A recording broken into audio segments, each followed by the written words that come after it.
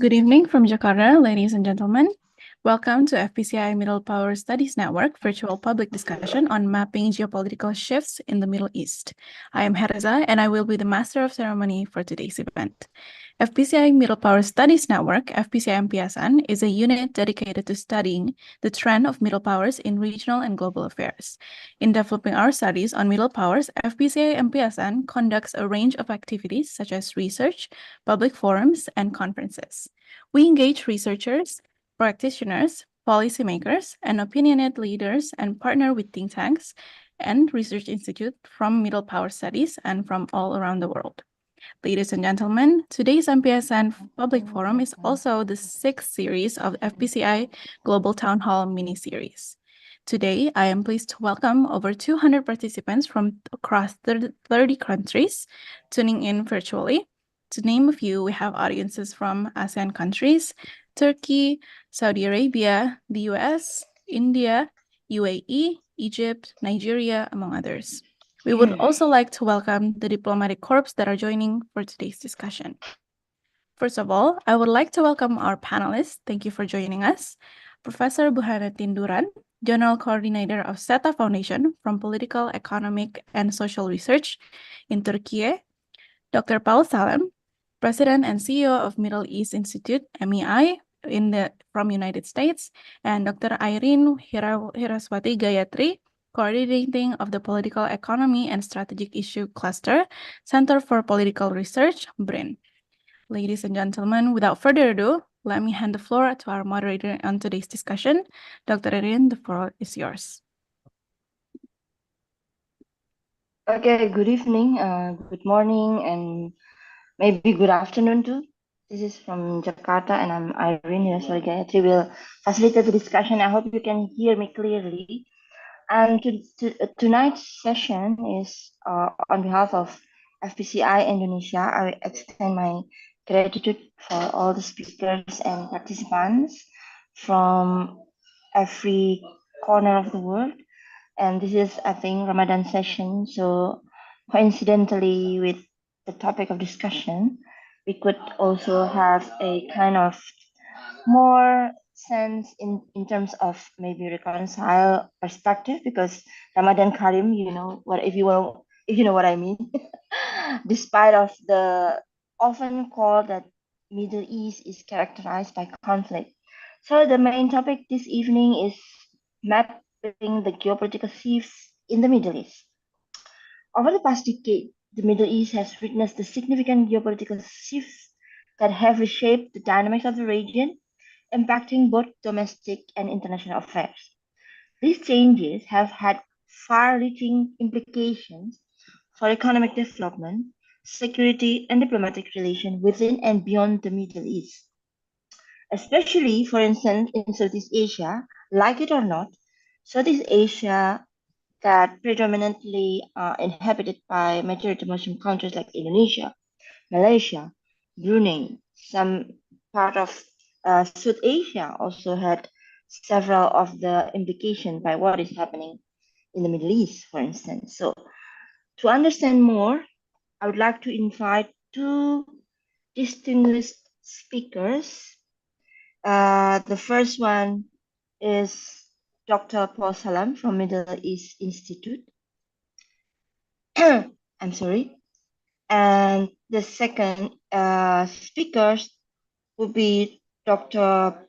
Burhanuddin, I'm sorry if I mistakenly mentioned your name, Professor Burhanuddin Duran from Turkey, General Coordinator of SETA Foundation for Political, Economic, and Social Research. So I hope to have a good conversation, question and ask, but also not only from me, but perhaps from the 200 audience that watching our conversation via YouTube live stream. So perhaps you would like to share first, maybe 1 or 2 minutes about your personal impressions on about the middle power aspect of the Middle East, but also how you interpret the middle power according to your expertise and your current work. I would like to extend my first opportunity for Dr. Salam and then continue with Dr. Ture. Time is yours. 1 or 2 minutes maximum. Thank you, Dr. Gayatri, and thank you to the FPCI. It's a pleasure to be with you and a pleasure to be with my good colleague, Dr. Duran. A few quick thoughts. I mean, here we are in 2024.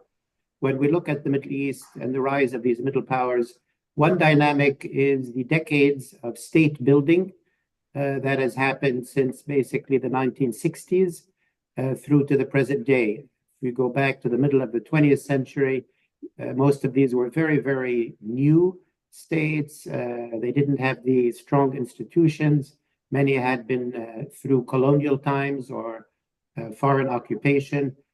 So there's the process of state building that we've seen in different trajectories from Egypt to Saudi to Turkey to Iran.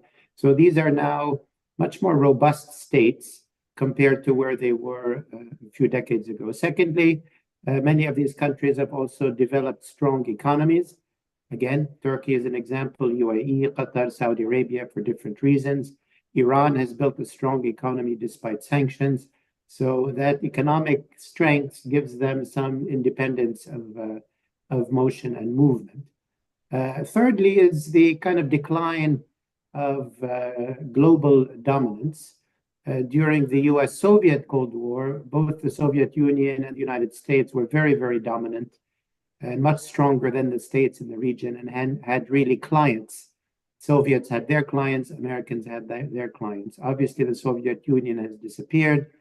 And for a decade or two, the US really was dominant, but the US, for many reasons, has declined. We can go into why that's the case. So that gives more space to the countries of the region to make their own decisions. This coincides with the rise of China and the resurgence of Russia. And that gives countries in the region global options and global leverage and bargaining power. And finally, I would say the rise of leaders. President Erdogan in Turkey is a strong personality, a strong leader. The Crown Prince of Saudi Arabia, strong leader. President of UAE, leadership matters.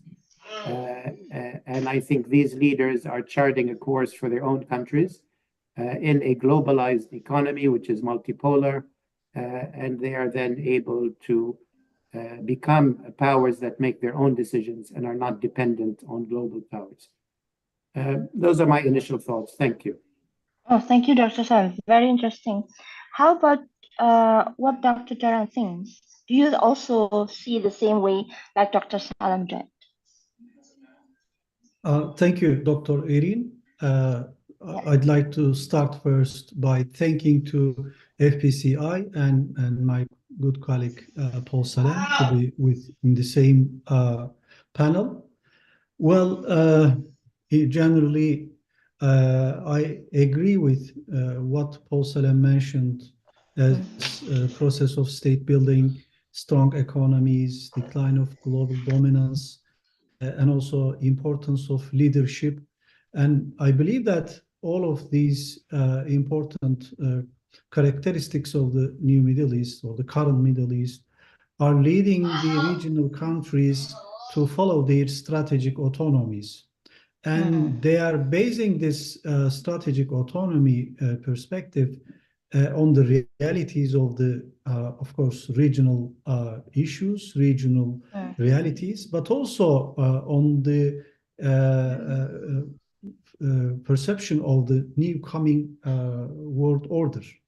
I mean, the international system is becoming more and more chaotic because of many reasons. This has started or has deepened by the coronavirus epidemics and later the war in Ukraine and the great power rivalry. All of these issues are dominating the agenda of middle powers. So the necessity, that's a necessity on the part of middle powers to follow much more independent policies, either diversification of their policies or trying to combine different relationship at the same time.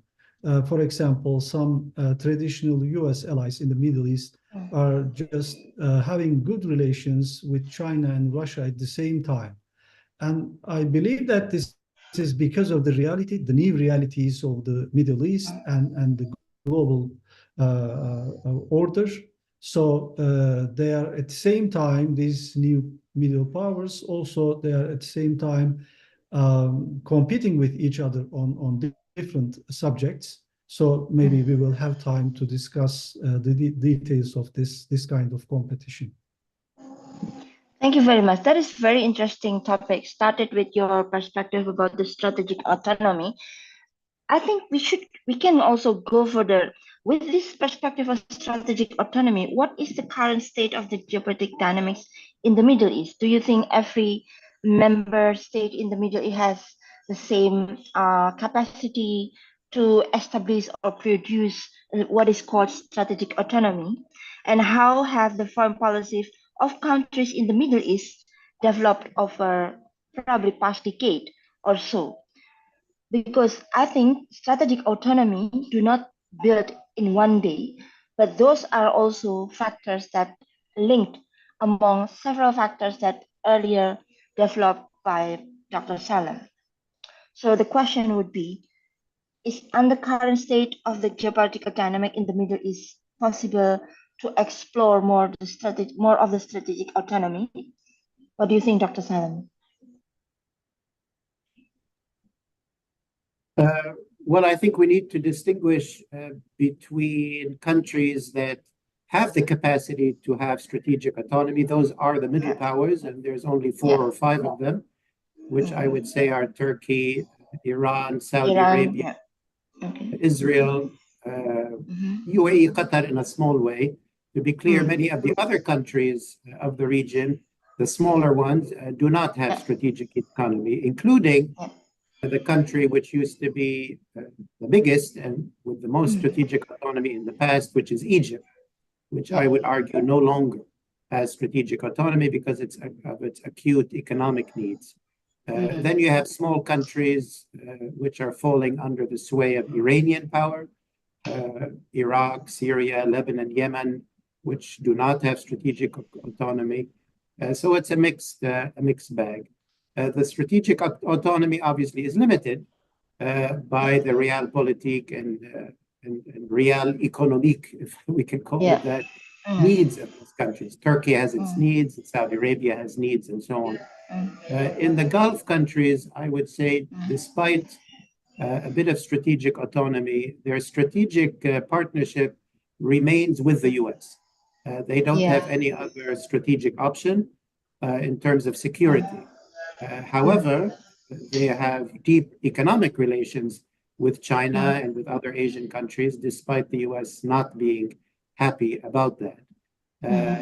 So the countries have some measure of strategic autonomy, but they have to make decisions about their limited resources and what they can get and what they need.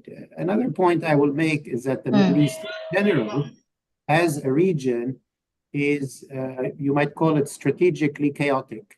There is, there's no regional order. There's no system for the countries of the region, these middle powers, Israel, Saudi Arabia, Turkey, Iran, UAE, and Qatar, if you want to list the main ones. There's no place where they meet. There's no place like ASEAN where they try to manage conflict or to build common interest. That's something that the region definitely needs at some point soon. Thank you. You're welcome. Thank you so much.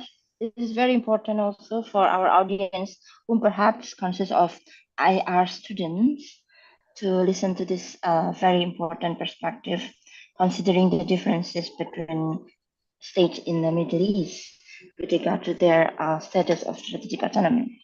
So the second question would be, and I would like to learn more from Dr. Duran this time, which countries in the region are playing a bigger role in shaping the regional architecture in the Middle East, given the information recently explored by Dr. Salam?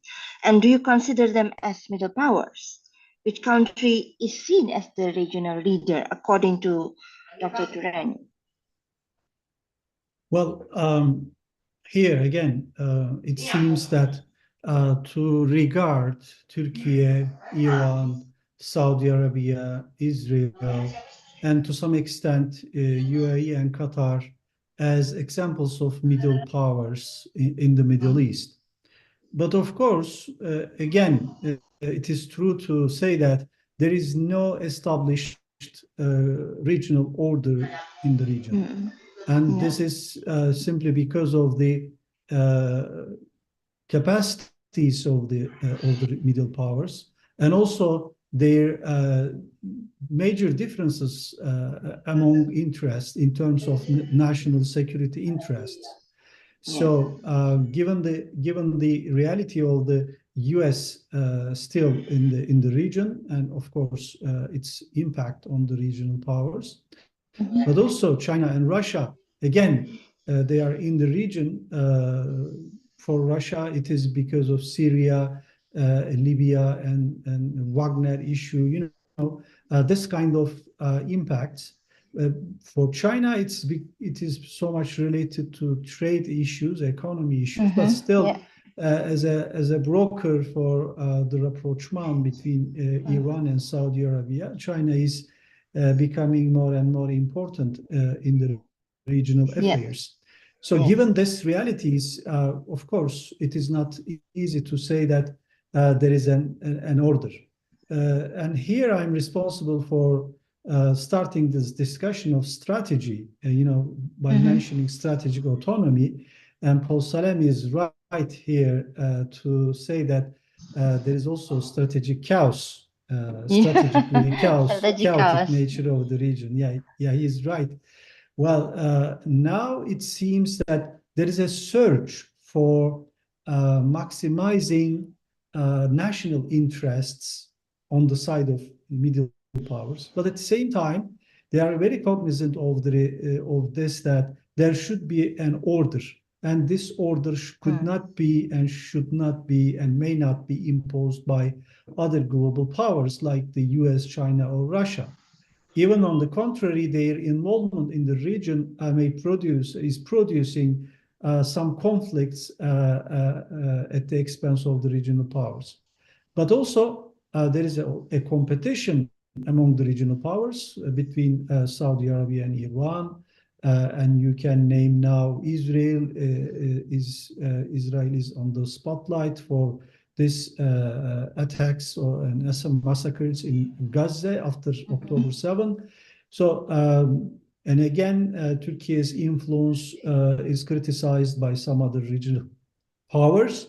And Egypt also is not in the place that was expected to be by other countries. So, given this chaotic realities, this competition could produce some kind of bilateral good relations, rapprochements, like between Turkey and some Gulf countries, or between Israel and some other Arab countries, or Iran and Saudi Arabia. But still, we are not in such a position that these rapprochements, normalization processes wouldn't bring some established order. But I see that there is such a search for that, and all regional countries, on one side, they are using these power vacuums for their interests, but at the same time, they are trying to have a kind of cooperation, and this could be bilateral now, but this could be later trilateral, and even some kind of regionalism needed. Maybe it is early for talking that, but all actors are realizing this necessity. Very interesting. Yes, I agree. Because just recently I bumped into an article. I remember the topic was global IR and the middle power concept, exploring different paths to agencies. So it seemed like what Dr. Salam and Dr. Duran mentioned earlier was actually a conversation about agency of this different characteristic, capacity, economy, tendency to network, and dynamic competition, if I may say, from those countries in the Middle East region. So it also allows for a level of pluralism and multiplurality, and also the level of inclusivity in reconsidering the relevance to become middle power. I hope you can clearly hear me. I'm afraid that my voice is breaking down. So I wonder if there is this next question. In this regard, what do Saudis and United Arab Emirates renewed ties with Iran would mean in the region? Because, for instance, from audience in Indonesia, discussing this is not only important, but also we could find some sort of understanding of what our other partner countries like the USA or Turkey see the sort of blocks in terms of middle power in the Middle East. So what do Saudis and UAE's renewed ties with Iran mean for the region? Maybe Dr. Salam want to explain first? Thank you. Yeah, I think it's fairly simple.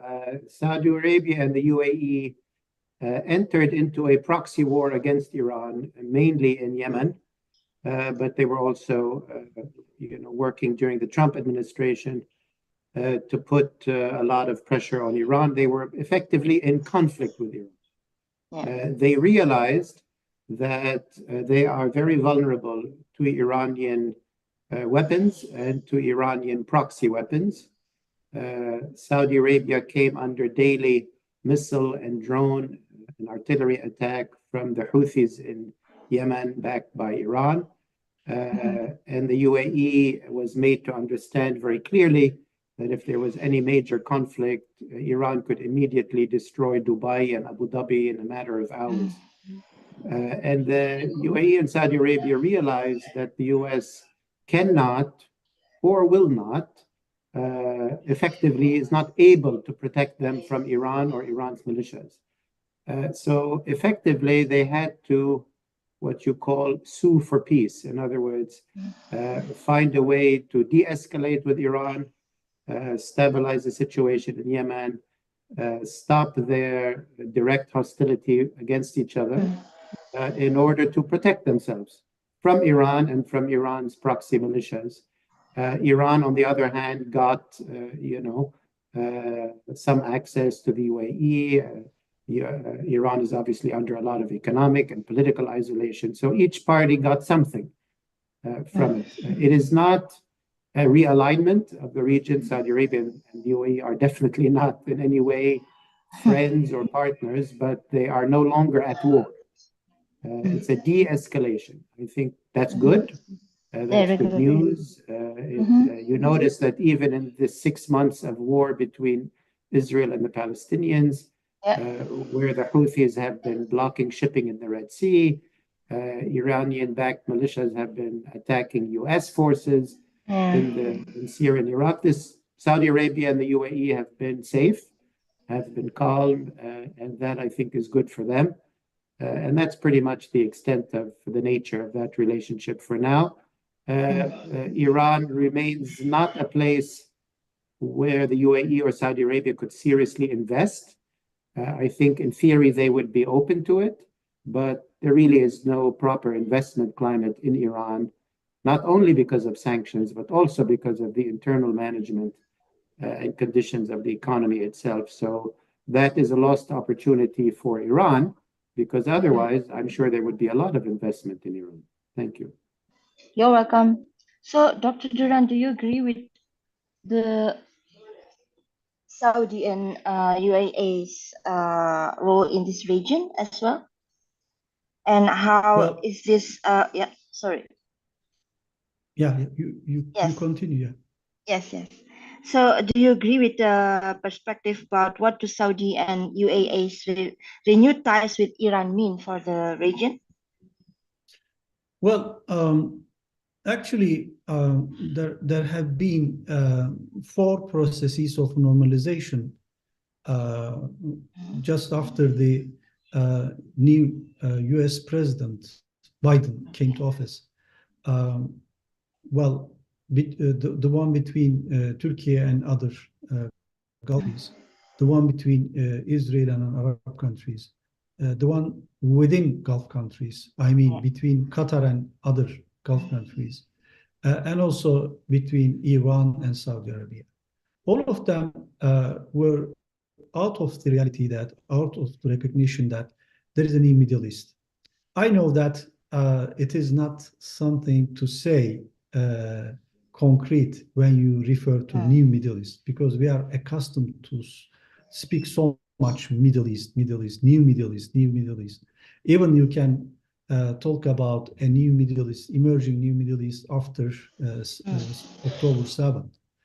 But it is a reality at the same time. So in the last 3-4 years, all actors, regional actors, modified their position. That was on the side of Saudi Arabia and UAE, the problems that they saw in Yemen, and also the success of Iranian proxies in endangering their securities. But also, again, I don't see any problem in joining and in agreeing with Paul Salem in these issues. Again, the position of the US was very determining their position, because the security architecture in the Middle East now still fragile, and without US, the US regional traditional allies are not able to continue to preserve their securities.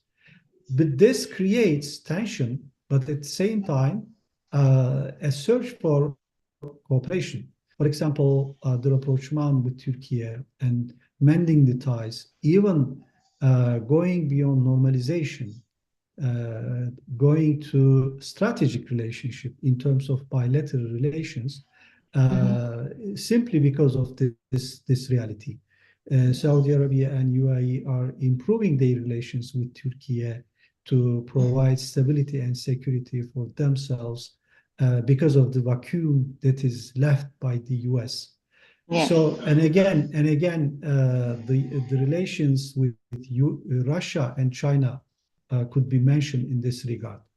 But for Iran, the escalation is good, but this doesn't bring a new security architecture, because still there are some concerns for Iranians' axis of resistance and Iranians' proxies in the region.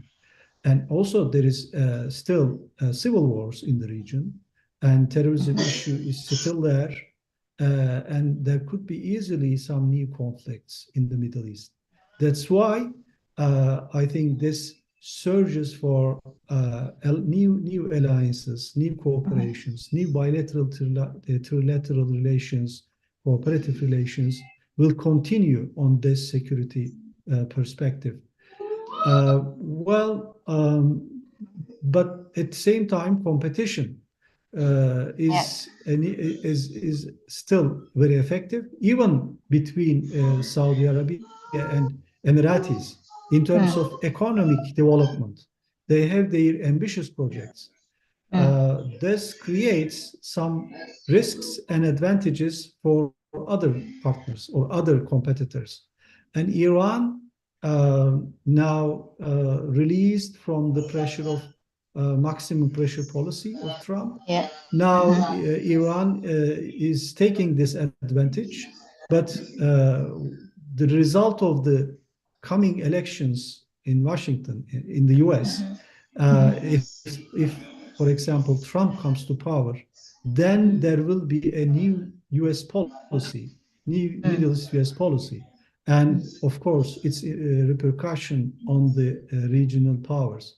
And I expect that the new administration, the policy of the new US administration, will have again an important impact on the regional powers policies. We should see that.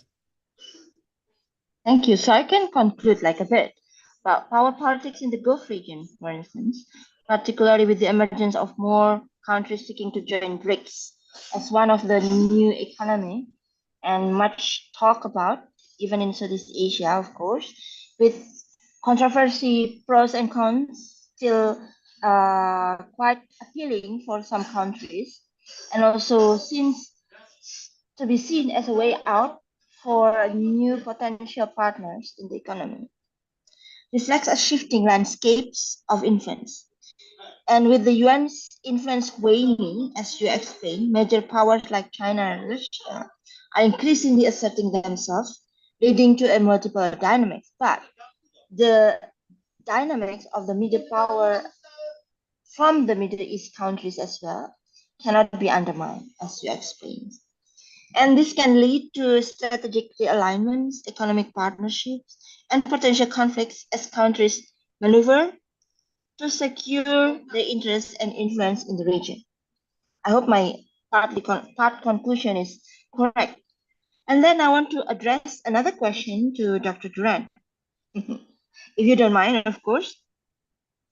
So, Sure. for instance, yeah, it's just because there are several other questions, but I would like to select some that would really closely related to points that you just explained.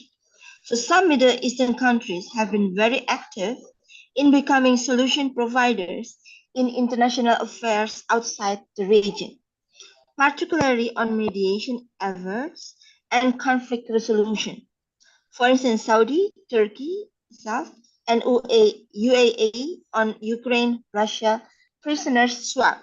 And I think this last topic is pretty much also have some engagement in Southeast Asian publics, also in Indonesia. Turkey on Black Sea grain deal, Saudi mediation efforts in Sudan, Qatar in mediating Chad's opposing parties, etc. Why do you think they are doing so? So, Dr. Duran, Well, yours? yeah, thank you for your question. Yeah. I think this is so much related to being a middle power. Middle powers are not just in the Middle East. The middle Yeah. powers, in terms of the rising powers, they are becoming more influential in the shaping of the global politics. I should mention Brazil, Indonesia, Malaysia, of course, India. And these are some of South Africa. These are some of the rising powers. And they are contributing to economy, global economy, and also global stability at the same time. Yes, there are some major big powers like the US, China, and Russia.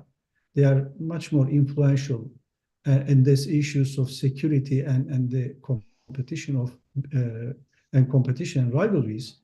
But again, there is a room and a larger room for creating some influence for the rising powers and middle powers.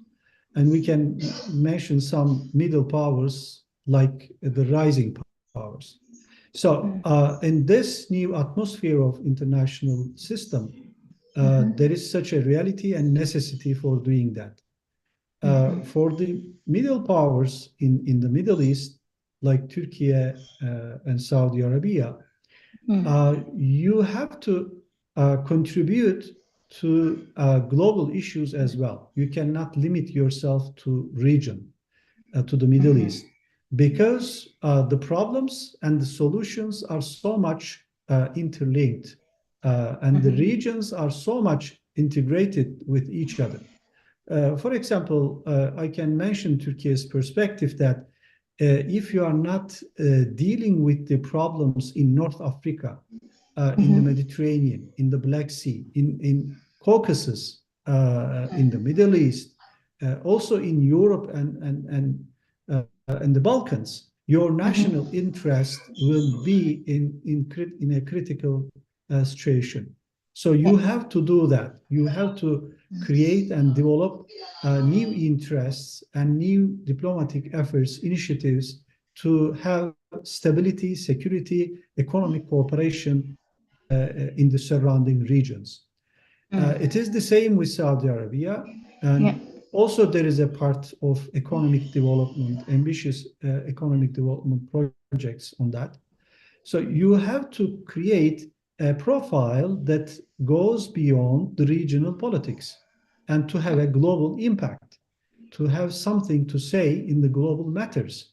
And this is so much reality for Turkey and under Recep Tayyip Erdogan.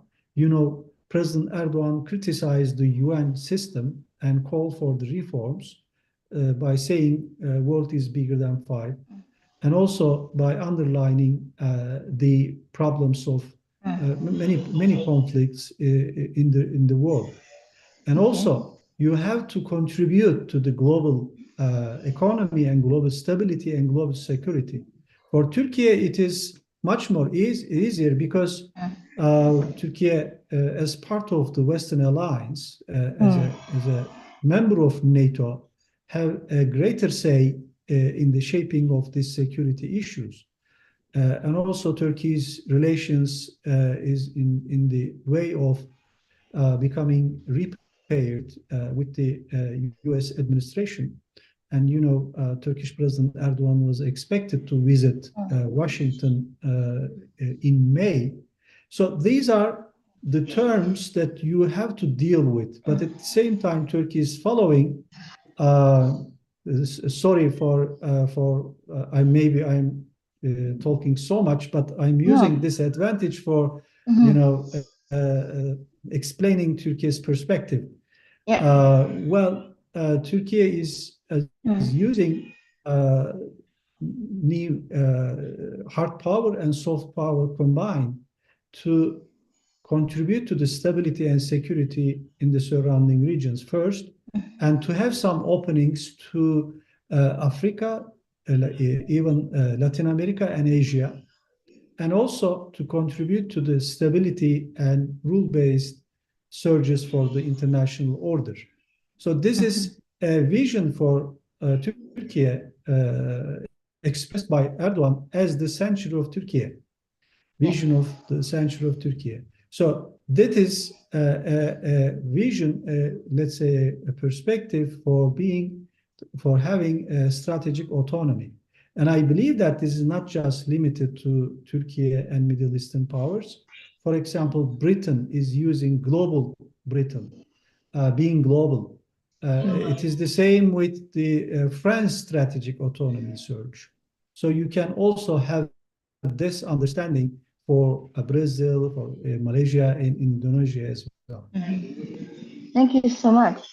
So this is very interesting explanation, historical, strategic, international relations, multipolarity, all reflected in both of your excellent explanation on the middle power in the Middle East, but also talking about other regional interests that need to be considered. So I just received several questions, and I will just deliver each of the questions to both of you. First, perhaps if Dr. Salam now can address the question. There is a question from Indonesia, Kayla. US will hold presidential election this year, and Donald Trump may have the chance to retake its position. What is the implication of this to the geopolitics in the Middle East? First question. Yeah, thank you. I mean, a number of things to say in the beginning. One is US interests in the Middle East and US policy in the Middle East has much more continuity from administration to the next than dramatic change. That's important to indicate. US interests in the region are three or four. One of them is energy. The US will always remain, keep its naval and armed forces in the Gulf because it wants to continue to control global energy, particularly as China rises and China gets half of its energy from the Gulf. The US does not want to leave the Gulf energy to come under the control of China or to come under the control of Iran. That does not change from one administration to the next. Secondly, the US has an interest in keeping trade routes open, keeping the Red Sea open, keeping the Persian Gulf open, keeping the Suez Canal open. That does not change from one administration to the next. Thirdly, the US has an interest to keep the US dollar as the global currency, and that very much depends on Saudi Arabia and the Gulf countries continuing to sell their oil in US dollars. The US dollar's global supremacy is one of America's strongest soft power, if you want to call it, weapons, because through that it can impose economic sanctions, maximum pressure against Iran. It's all because the dollar remains dominant. Then it has an interest in countering terrorist groups, which is why many of its special forces remain in the region, why they're still in Syria and Iraq. They keep an eye on Yemen, on North Africa. The terrorist threat, as we just saw in Moscow, is alive and well. It is very real, and it's a very serious threat that America takes very seriously, and much of it comes from the Middle East. In addition, there's the Iranian nuclear threat. Every administration takes this very seriously. So I would say there's a lot of continuity. Now, if Donald Trump wins the presidency, a couple of things. One is that clearly, I think President Trump would be more pro-Israeli or more pro-right-wing Israeli than President Biden is currently.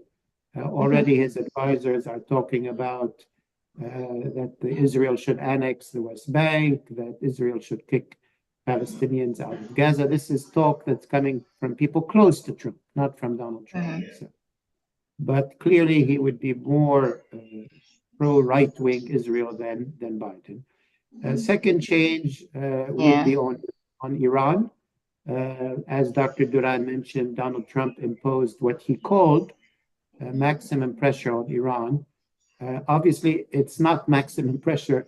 It is a form of light pressure because it's only economic pressure, which at the end of the day is certainly not maximum. It's quite low, and Iran can survive just fine with some economic pain. The main thing that the Trump administration did was kill Qasem Soleimani. That really was a major thing that the Trump administration did, while we saw that the Biden administration, even after 150 attacks on US forces in the region, did a series of retaliations, but nothing that goes to the level of what Trump did in the killing of Soleimani. Also, the Trump administration, before the Soleimani issue, when Iran shot down an expensive American drone over the Persian Gulf, the Trump administration was about to launch massive strikes inside Iran. The airplanes were in the air. They were about to do the attack, and at the last minute, Trump said, "Okay, let's call it off." But they were very close to attacking Iran.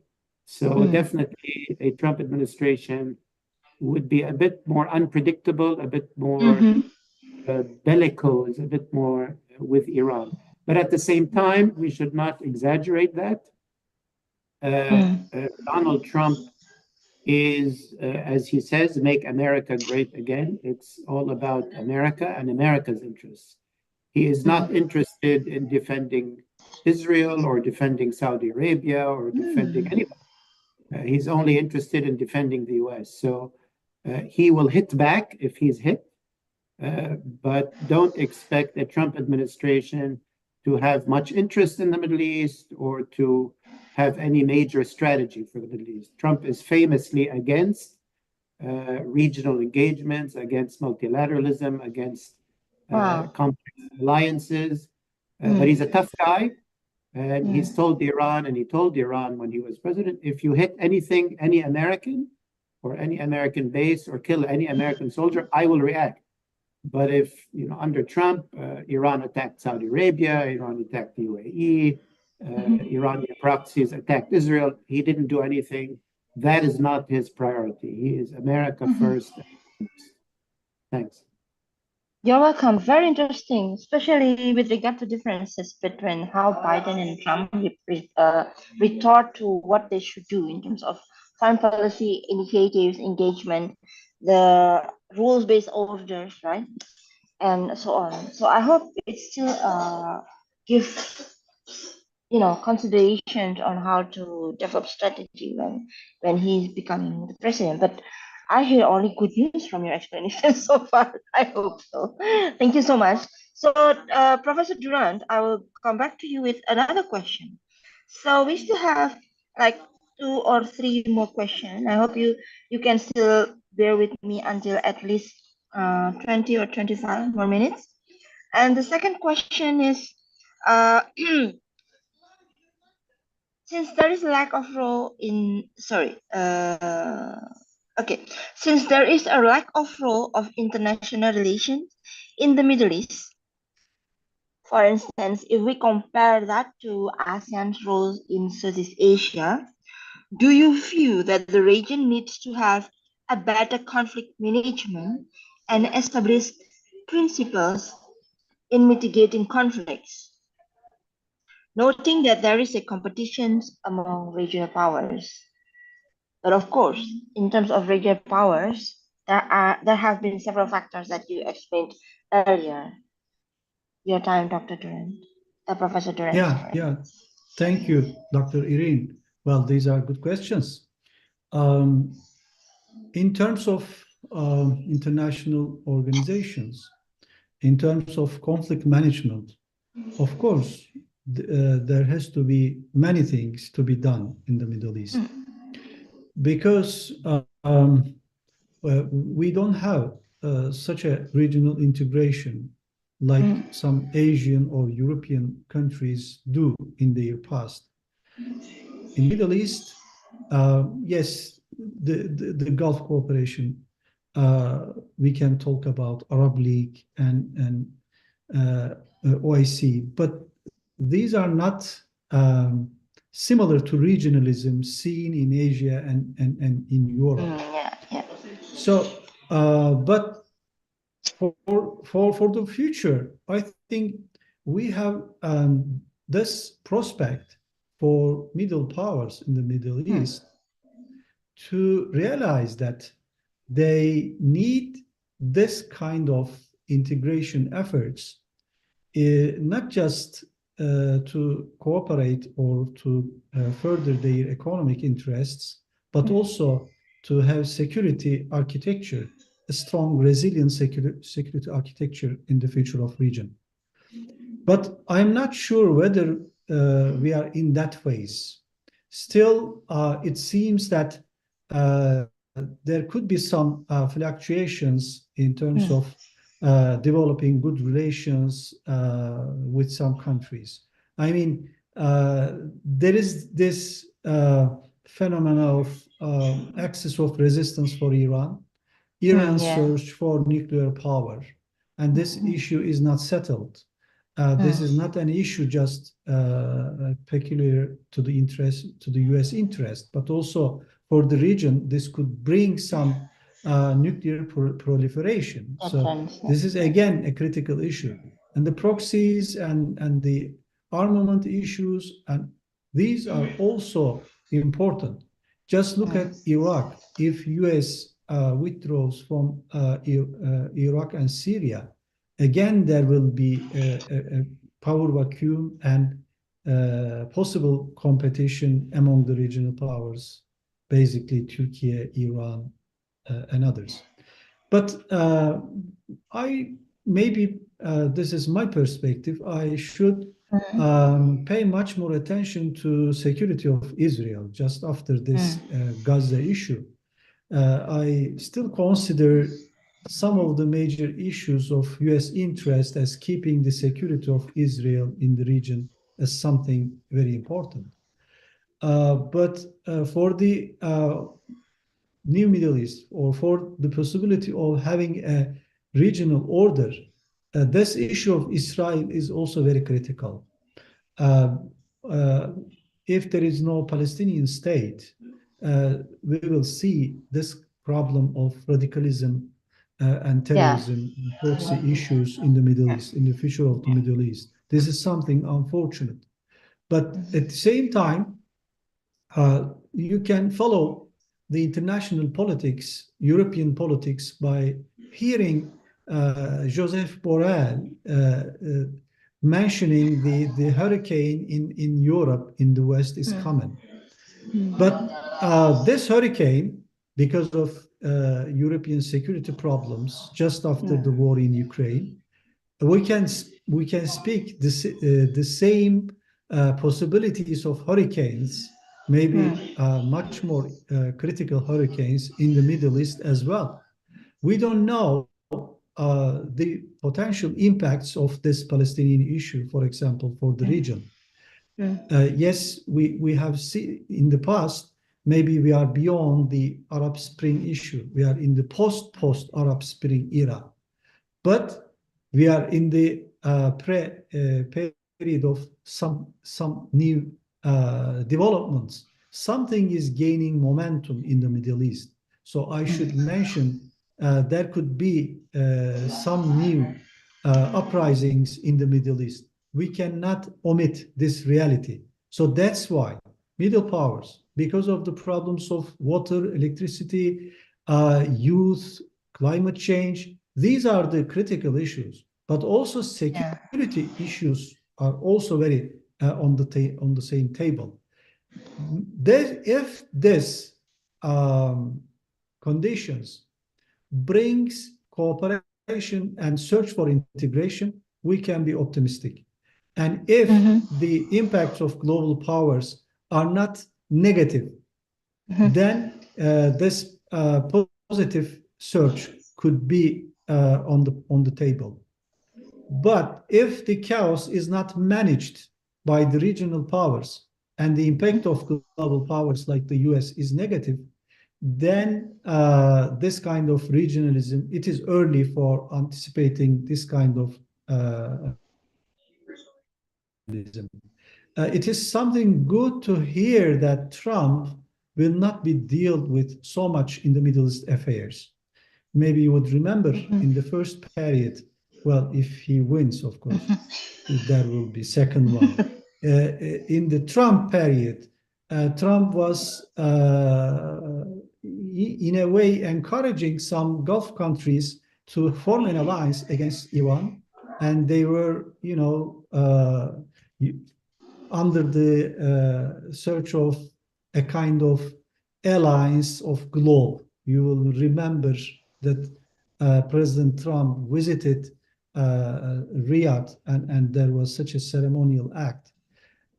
If Trump comes to power and not paying enough attention to Middle East, then it means the regional powers will have their competition among themselves, basically.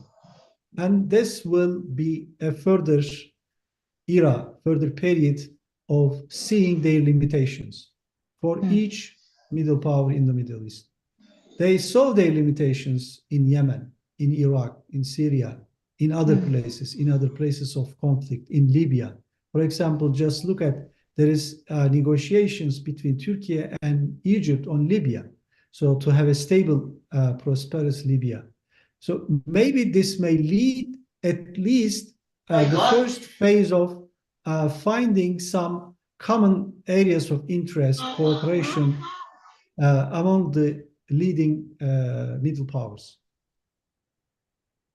Thank you so much. Very comprehensive explanation on the possible scenario and the future of conflict and what possible role might be if there need to be a regional organization. Definitely considering the characteristics of us, the history and the current dynamic of each country in Middle East, I would imagine that the regional organization like ASEAN applies in the situation in the Middle East. In ASEAN could apply in the Middle East.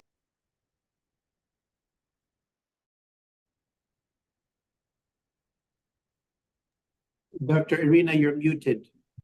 I'm sorry.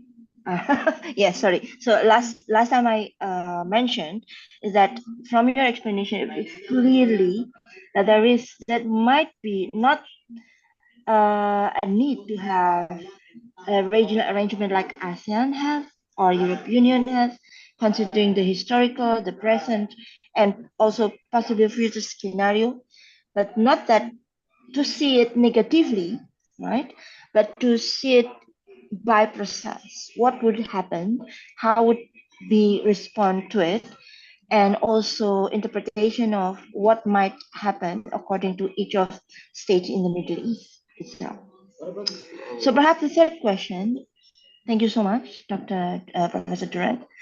I still have two more questions, one addressed to Dr. Salim and one to Professor Durant. The question is,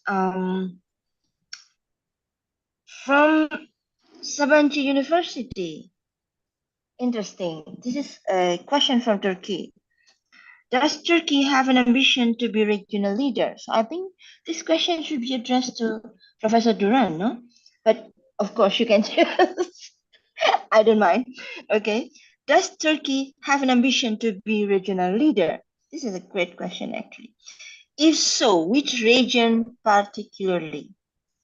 Considering also its increasing activeness in providing solutions to global affairs such as in Ukraine. I think some of these questions partly had been answered, but doesn't matter. Will we see more of regional leadership from Turkey? Professor Duran, yeah, this is for you. Well, regional leader, the term of regional leader could be something misleading because we cannot mention any country in the Middle East as a regional hegemon or as a regional leader. There is no such capacity in any of the country in the region. And also, there are some significant players like Saudi Arabia, Iran, and Egypt, in spite of the recent political and economic weakness of this country. Still, it's a major country in the Middle East. And also the reality of Israel. If you just look at the this panorama, you will see that there is no possibility for any country in the region to be a regional leader. But at the same time, some countries have a greater say in shaping the regional order in the Middle Eastern order. We can mention them as Turkey, Iran, and Saudi Arabia. They can help, they can contribute to the establishment of a new order by initiating some bilateral and trilateral cooperations, and also with some initiatives to bring peace and resolution to the conflicts. And of course, this is not an easy issue. This is not an easy goal to be attained. But for Turkey, Turkey is not just a Middle East country. Turkey is in the middle of some regions that Turkey belongs to them, but at the same time, their agenda comes to dominate Turkey. If Russia invades Ukraine, then as Turkey, you have a major problem. If Russia dominates a Black Sea, you have a bigger problem. If anything related to Ukraine spread to Balkans in Kosovo, between Kosovo and Serbia, as Turkey, you will have a major problem. So you can add them many other problems around Turkey. So Turkey, in all of these regions, have an ambition to contribute in terms of stability, security, and economic prosperity. This is not an ambition of leadership. This is not an ambition of being hegemon, because this cannot be. But this is an ambition of being diplomatically and in terms of providing security and stability, being much more than a regional power. You have to be interregional. Global power is a superior, is something superior and beyond Turkey's capacity, but a significant regional player with global and interregional effects, impacts. Maybe this could be a much more preferable term to understand and to explain Turkey's active diplomacy and ambitious foreign policy. Thank you so much, Professor Duran. That is very, very critical perspective as well for our audience. Last question. We still have 15 minutes, but this is a last question for Professor Shalom. So GCC members have unique relationship, and this includes the power imbalance between Saudi and the other smaller GCC states.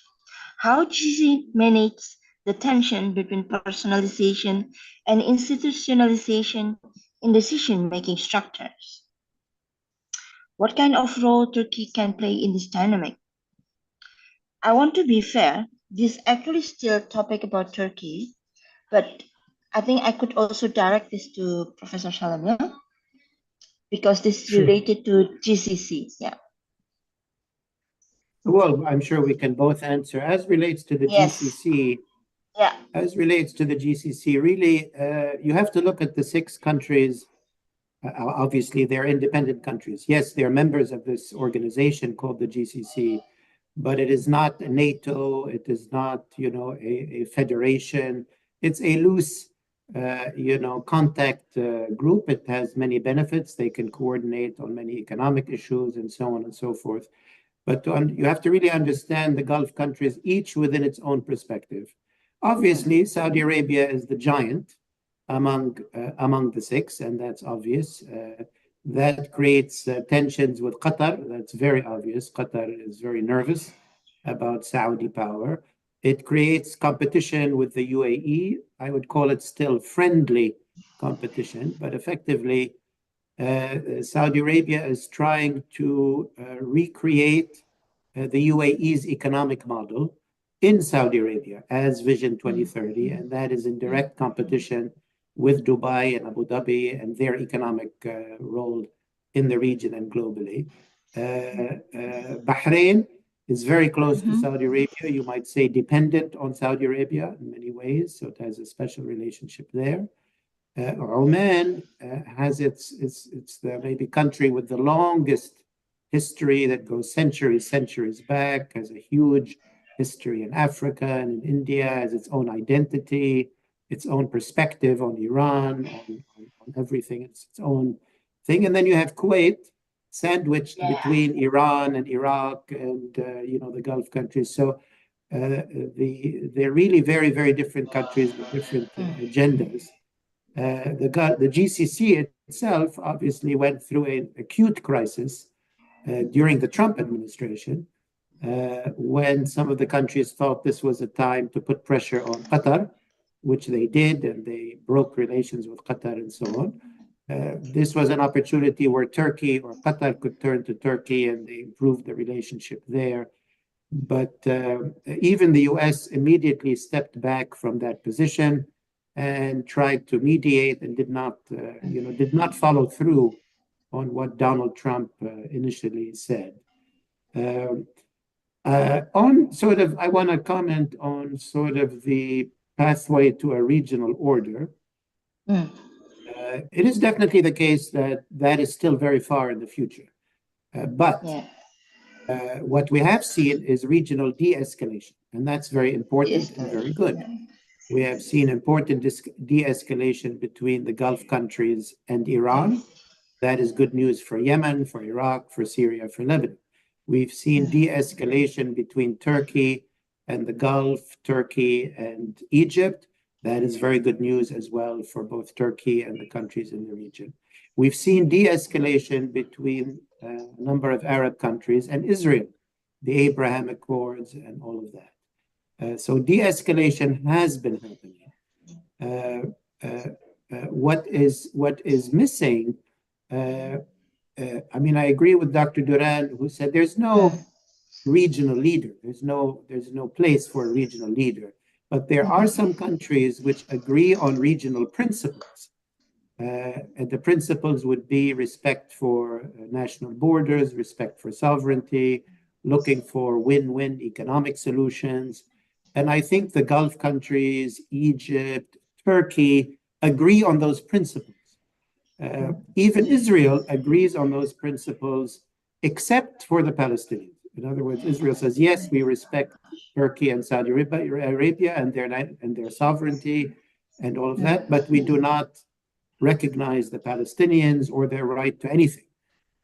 And that means that Israel is not ready to be part even of an agreement on principles for the Middle East. And the second big player that does not agree on these principles is Iran. Iran does not agree to respecting national borders, does not agree to respecting sovereignty, does not agree to the principle that a state should control military force within its borders, does not agree to the principle that you should not interfere in other people's business through armed forces like they have in Yemen, Lebanon, Syria, and Iraq. So Iran is the biggest player which does not agree to the principle of a Middle East which has nation states, which are sovereign, where states respect each other, and they respect international rule of law. I think Turkey is there, the Gulf countries, Egypt, Israel partially, but really not Iran. And that is why particularly this is going to take a very long time. Thank you. Thank you so much, Professor Salam. Last question, just a very minute question to Professor Duran. How could all Middle East countries navigate this dynamic relationship? And what critical lessons should be gleaned from these challenges to foster sustainable peace, if any of the sustainable peace could be articulated, and development in the region? Yours. Well, again, very important question. I can mention some lessons to be learned from what happened in the past decades in the Middle East. First, the impact, the involvement of the global powers are not bringing peace, cooperation, and stability to the region. And then regional powers should search for their stability, security, and order. That is the major lesson learned from all the involvement of the US, Russia, and possibly China in the region. And second one, this regional de-escalation is very important, and also to have some commonalities for developing good bilateral relations are very critical. But this lesson is not established enough as the first one.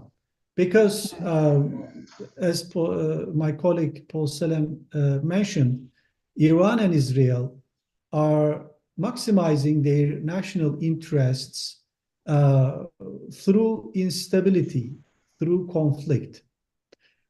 Turkey and other Gulf countries and Egypt are on the side of stability supporters. I mean, stability to find security through stability, status quo, and keeping this sovereignty issues and other fight with terrorism issues as something good.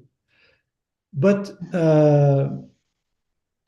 unless this lesson is shared by all powers in the Middle East, we cannot have such a successful, peaceful conflict resolution. This is an unfortunate conclusion. For Iran, Iran's profile in the region is something to be much more, involved with, to be concerned with by some actors. That is a serious issue, and that is not settled. And the position of Israel also is not settled, in spite of all the rapprochement with the Arab countries. This Palestinian issue is just one sign of it. But also, the competition, the rivalry, or any possibility of the conflict between Israel and Iran is also a major concern to regional countries. And here there is an opportunity for good cooperation between Turkey and Gulf countries, and that is the way they are doing they're developing their relations. But also there is another lesson that we need the economic development, prosperity for the regional countries, especially for the Gulf countries. This revenues, this wealth coming from oil or gas, hydrocarbons, will be on decline in the next decades. So there is needed something to have some prosperity for their citizens in the future. That's economic development. And then you need peace, stability, and security to do that. And you have to attract investment. Saudi Arabia, Turkey, Egypt, UAE are all on the same path to do that, to achieve this goal. Well, with the maybe with Israel, there can be some ground for that. But with Iran, there is something much to do to come to the same conclusion. But if Turkey, Gulf, and after this Gaza crisis, any possibility with Israel, this could produce a pressure on Iran to come to terms, to have a regional order, to at least to accept some principles that Paul Salem mentioned. Thank you. That would be very interesting to know how the outcome would be specifically with Iran.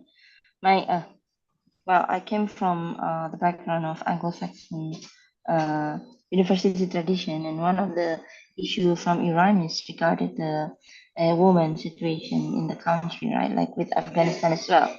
So I wonder if people-to-people diplomacy could also affect pretty much in terms of the Middle East countries with regard to civil liberty or other situation that we could monitor from Iran in the future.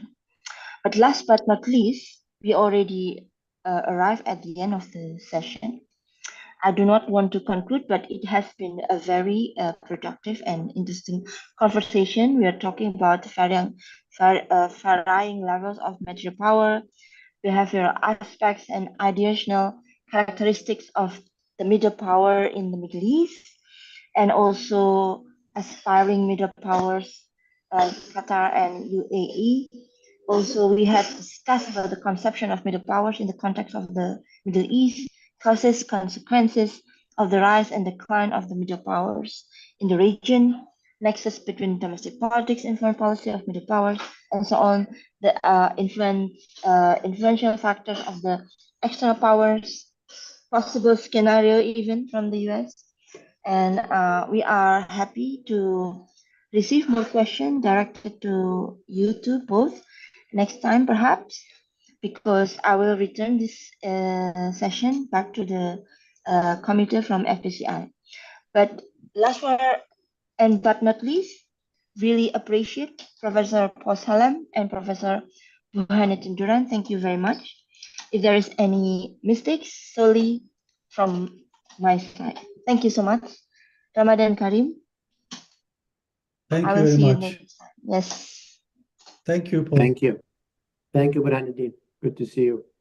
Yeah, my pleasure.